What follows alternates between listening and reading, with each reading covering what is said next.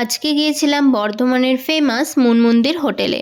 এখানে chilli chicken fried rice থেকে শুরু করে চিকেন কষা, pulao, chilli chicken fried rice বা পোলাও যাই নেবে না কেন, বা মহারাজা থালি, এই ধরনের নানান কম্বো তিনি নাকি অনেক সস্তায় দিয়ে মানুষের মন জয় করেছেন। তো সেটাই দেখার জন্য আমরা গিয়েছিলাম এখানে।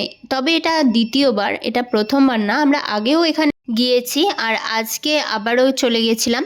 তবে বিশ্বাস করো, যেটা গিয়ে আমার সবথেকে বড় খটকাটা লেগেছিল সেটা হচ্ছে এখানে যে খাবার কোয়ালিটি বা যে পরিমাণটা ওনারা দেন, সেটা সব কিছুই ঠিকঠাকই ছিল। তবে এদের যে প্রাইস চার্টটা ছিল সেটা কিন্তু অনেকটাই চেঞ্জ হয়ে গেছে গত 2 মাসের মধ্যে।